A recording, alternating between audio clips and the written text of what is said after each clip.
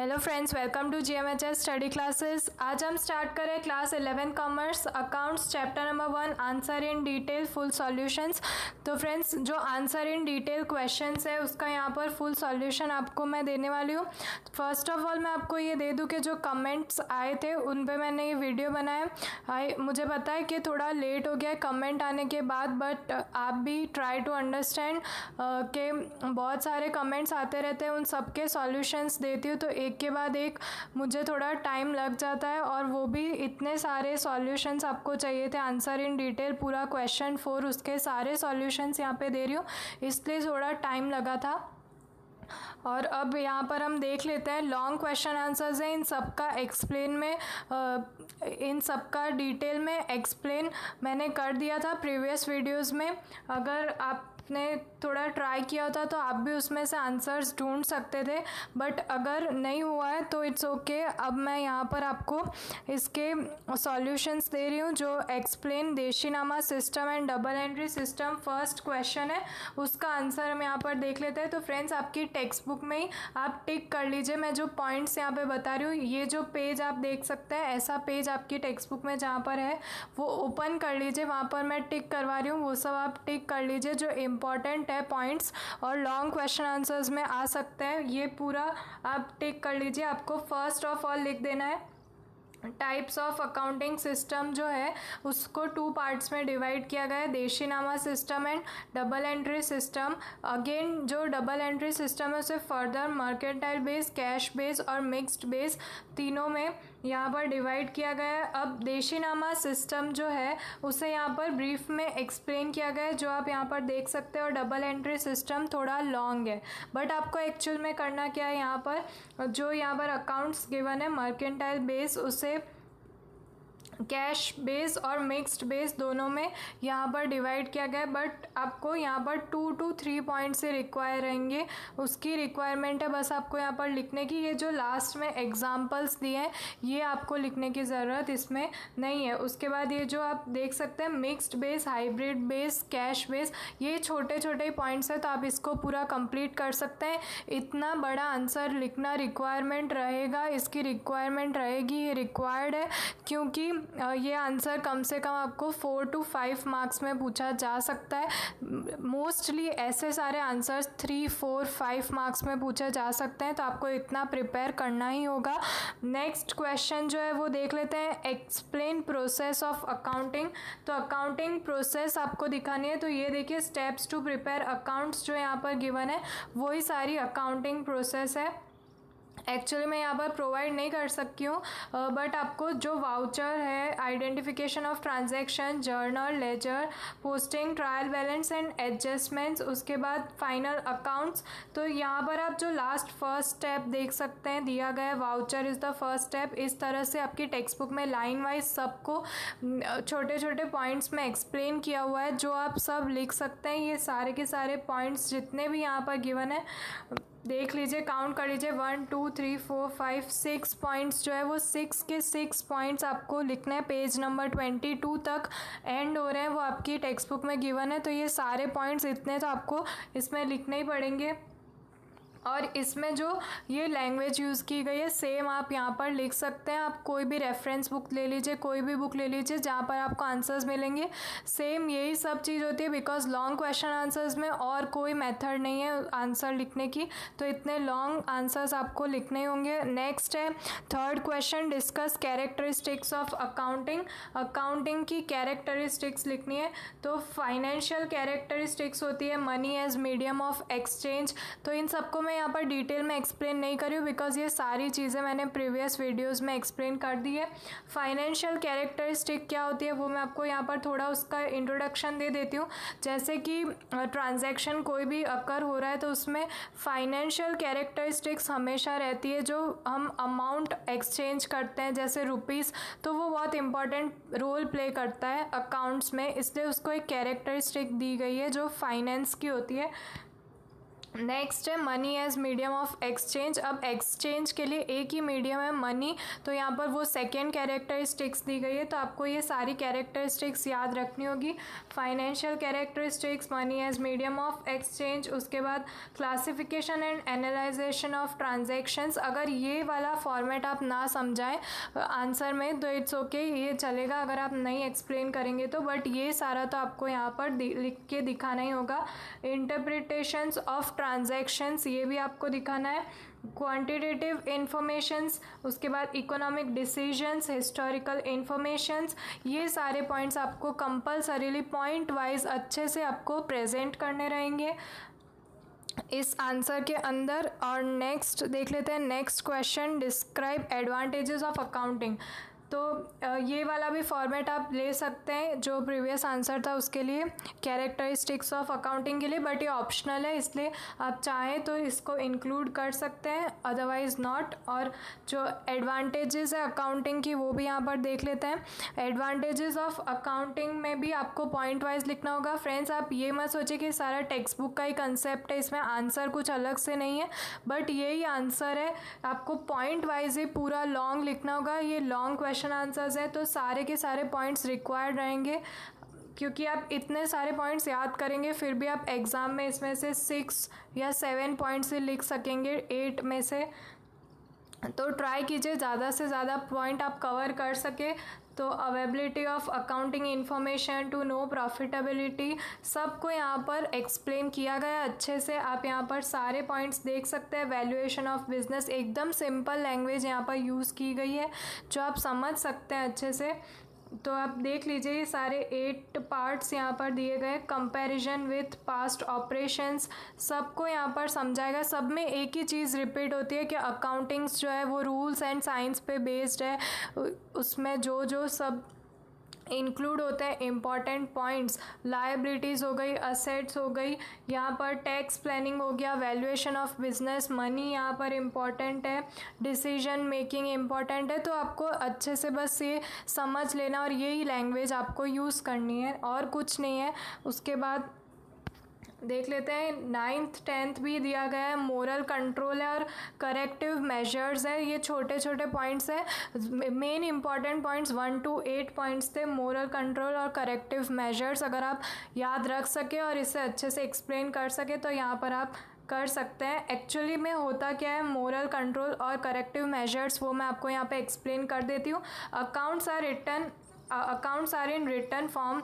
These are used as evidence. Thus, the chance of fraud made by employees are reduced. Accounting assists to keep moral control over the employees. तो moral control का मतलब यही होता है कि accounting में सब चीज़ रिटर्न फॉर्म में होती है, तो जो बीच में जो एम्प्लॉयज़ होते हैं वो फ्रॉड नहीं कर सकते हैं।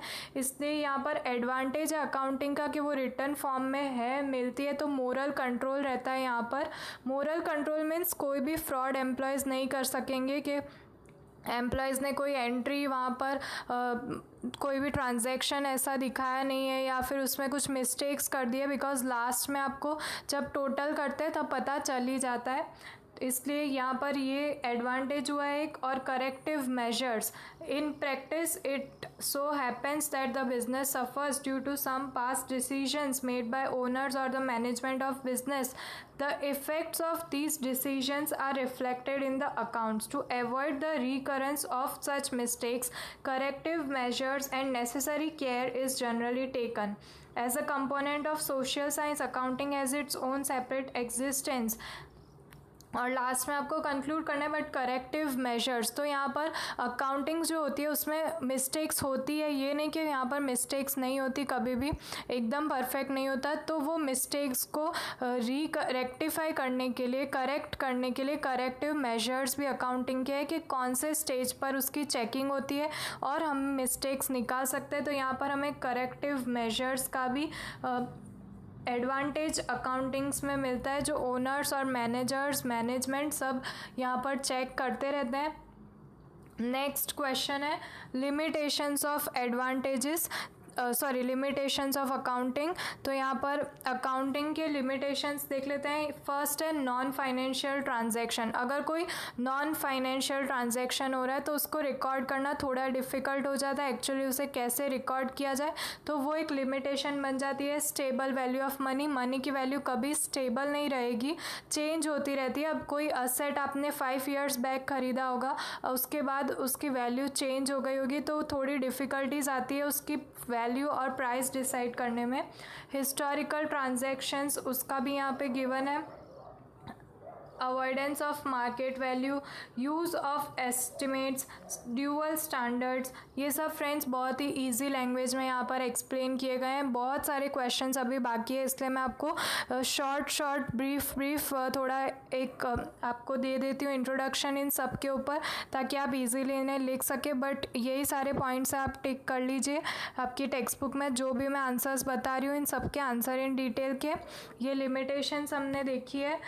उसके बाद 6 नंबर का क्वेश्चन है, who are the users of accounting information. यहाँ पर थोड़ा ब्लर हो गया है, सो इग्नोर इट, बट मैं आपको रीड करके बता देती हूँ। In a sole proprietorship firm और partnership firm, accounts are kept for personal आप for the owners of government purpose. तो आपको सिर्फ इंट्रोडक्शन देना है और उसके बाद आपको मैनेजमेंट, शेयर होल्डर्स, उन सबको टिक करते जाना है। Potential share holders, creditors, employees, जो भी सारे हैं वो यूज़र्स हैं।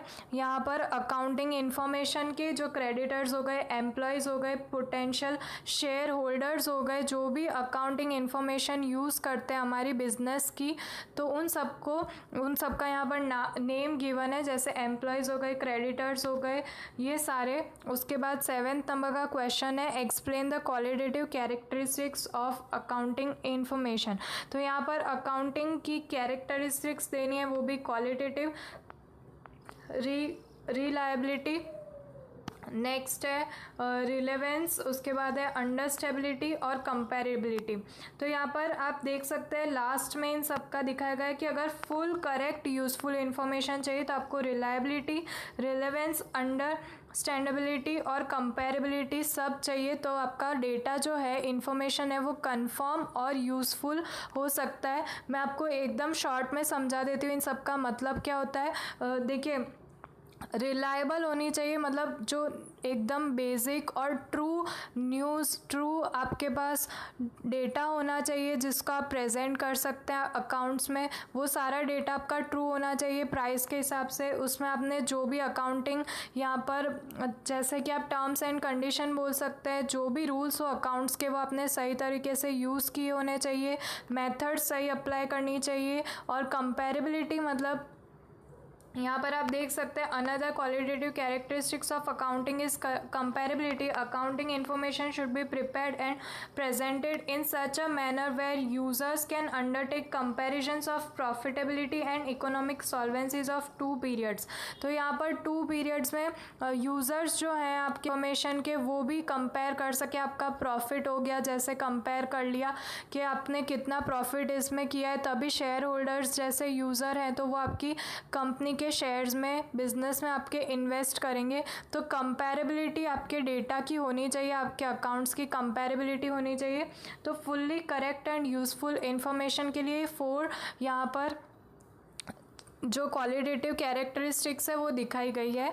नेक्स्ट 8th नंबर का क्वेश्चन देख लेते हैं। 8 नंबर में फॉलोइंग टर्म्स को एक्सप्लेन करना है। First of all capital. तो जैसा कि मैंने आपको एक्सप्लेन किया था, ओनर, जो कोई भी चीज़ ओनर कमेंस करता है बिजनेस में, कोई भी इन्वेस्टमेंट, उसे कैपिटल कहा जाता है। जैसे कि अगर ओनर 10,000 का कैश लाया, 6,000 का फर्नीचर लाया, 8,000 के गुड्स लाए, 24,000 टोटल कैपिटल हो गया उसका। तो कैपिटल का मतलब यही होता है कोई भी तरह की इन्वेस्टमेंट, चाहे वो असेट्स हो या फिर कोई मशीनरीज हो या फिर कैश हो, जो भी चीज़ ओनर लेके आता है अपने साइड से बिजनेस में स्टार्ट करने के लिए, उन सबको कैपिटल कहा जाता है। उसके बाद आपको टाइप्स भी गिवन है, आप ये भी एक्सप्लेन कर सकते हैं, बट ये मार्क्स पे बेस्ड है, ये ऑप्शनल है। इतना टॉपिक मार्क्स पे बेस्ड है। अगर आपको कितने मार्क्स में पूछा गया ये क्वेश्चन, तो ये आप पे डिपेंड करता है। आप इतने तो इतना आप समझ ही सकते हैं कि कितने मार्क्स में कितनी रिक्वायरमेंट रहती है आंसर को। तो आपको सोल प्रोप्राइटरशिप वर्ड पता होगा, सोल प्रोप्राइटरशिप कैपिटल, उसके बाद पार्टनरशिप मतलब पार्टनर्स कैपिटल हो गया, और शेयर कैपिटल, ये वर्ड्स मैंने आपको प्रीवियस वीडियोस में एक्सप्लेन किए थे, तो ये भी आप यूज़ कर सकते हैं। उसके बाद कैपिटल एंड ड्राइंग्स हमें एक्सप्लेन करना था। ड्राइंग्स वो होता है जो पार्टनर नहीं सॉरी ओनर जो है वो अपने पर्सनल यूज़ के लिए बिजनेस में से विड्रॉ कर लेता है, उसे ड्राइंग्स कहा जाता है। तो आप ड्राइंग्स का यहाँ से यहाँ तक का पार्ट एक्सप्लेन कर सकते हैं। बट अगर आपको ऐसा लगे और आप अच्छे ओन वर्ड्स में बना सके तो आप ओनर्स ये जो यहाँ पर ड्राइंग्स क्रिएशन हो रहा है वो आप समझा सकते हैं। यहाँ पर कैपिटल क्रिएशन आपको समझाने की कोई रिक्वायरमेंट नहीं रहेगी। नेक्स्ट देख लेते हैं capital receipts and revenue receipts. Capital receipts और रेवेन्यू रिसिप्ट्स का कंसेप्ट मैंने आपको प्रीवियस वीडियो में समझा दिया है फ्रेंड्स, अच्छे से क्लियरली ये सारे टॉपिक्स मैंने अलग अलग समझाए थे। तो यहाँ पर आप सिर्फ टिक कर लीजिए कितना आंसर आपको यहाँ पर लिखना रहेगा। ये कैपिटल रिसिप्ट्स का है और ये रेवेन्यू रिसिप्ट यहाँ पर आंसर गिवन है, तो इन सबको टिक कर लीजिए, इतना ही आंसर इसमें लिखना है। उसके बाद है पेएबल्स एंड रिसीवेबल्स। पेएबल्स और रिसीवेबल्स भी आपको यहाँ पर दिखा देना है, बट इसमें भी सेम कंसेप्ट रहेगा। अगर मार्क्स में आपको कुछ दिखाया गया है कि मार्क्स में ज़्यादा आपको लेंथ रिक्वायर है, तो आप इनको डिटेल में एक्सप्लेन कर सकते हैं कि ये फर्दर किन किन पार्ट्स में डिवाइड हुए थे। उसके बाद आया है डेबिट एंड क्रेडिट। तो डेबिट एंड क्रेडिट जो भी है वो यहाँ पर डेबिट क्या होता है, क्रेडिट क्या होता है वो आपको पता ही होगा। जो यहाँ पर हम जैसे कि शो करते हैं डेबिट साइड जो होती है वो, और क्रेडिट साइड जो होती है वो हम बताते ही हैं, आपको पता होगा। मैंने सिखाया भी आपको फॉर्मेट दिखा के। लेफ्ट हैंड साइड जो होती है वो डेबिट साइड होती है, right hand side credit side कहा जाता है। जैसे कि कोई भी ट्रायल बैलेंस हो, ट्रेडिंग अकाउंट हो, प्रॉफिट एंड लॉस अकाउंट हो, उन सब में ये यूज़फुल होता है डेबिट एंड क्रेडिट। तो आप प्रीवियस वीडियोस में वो फॉर्मेट देख सकते हैं। यहाँ पर मैंने ये सब एक्सप्लेन किया है जो आपकी टेक्स्ट बुक में भी है, तो आप वहाँ से इतना इतना आंसर इसके लिए टिक कर सकते हैं। नेक्स्ट है अकाउंट्स। अकाउंट्स जो है business transaction pertaining to certain items and persons would take place frequently. This transactions may be of debit side having debit effect, may be of credit side having credit effect. Transactions pertaining to respective item or person is recorded at one place from a place and from where the summary of transaction of that item or person can be obtained, it is called account। जैसे कि यहाँ पर आपको accounts दिए होते हैं कि हमने इनसे परचेज़ किया, इनको सोल्ड किया, तो अलग अलग टाइप्स के अकाउंट जिनकी डेबिट इफेक्ट होती है अलग और क्रेडिट इफेक्ट अलग होती है, जो आप आगे फर्दर सेकेंड चैप्टर में सीखने वाले हैं। तो उन सब में आपको ये अकाउंट का मीनिंग यहाँ पर एक्सप्लेन करना होगा। ये 1 मार्क का आंसर में आ सकता है इतना, तो आपको इतना रिक्वायर रहेगा। यहाँ पर जो लेंथ आप देख सकते हैं। उसके बाद है वाउचर्स।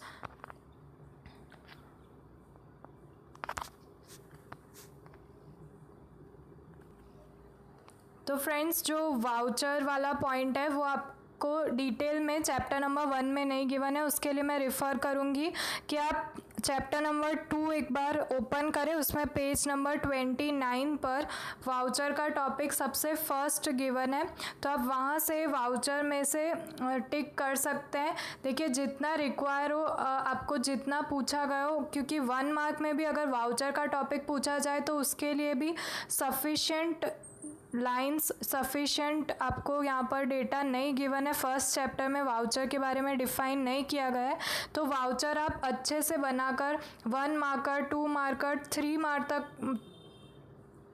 3 मार्कर तक का भी वाउचर्स के ऊपर टॉपिक जो है वो आप यहाँ पर देख सकते हैं। 4th पॉइंट जो गिवन है चैप्टर नंबर 2 पेज नंबर 29 पे टेक्स्ट बुक में से आप टिक कर सकते हैं वाउचर का। और जो लास्ट क्वेश्चन है 9th नंबर का क्वेश्चन जो गिवन है, question number 4 answer in detail. 9th question है explain the methods of maintaining accounts on mercantile system and cash system. तो ये जो मैंने आपको अभी अभी समझाया था यहाँ पर, फर्स्ट जो देशीनामा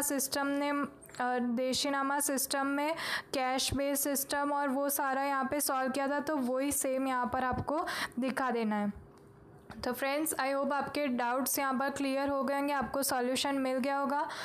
तो thank you for watching my video and मिलता हमारे नेक्स्ट वीडियो में, तब तक के लिए गुड बाय।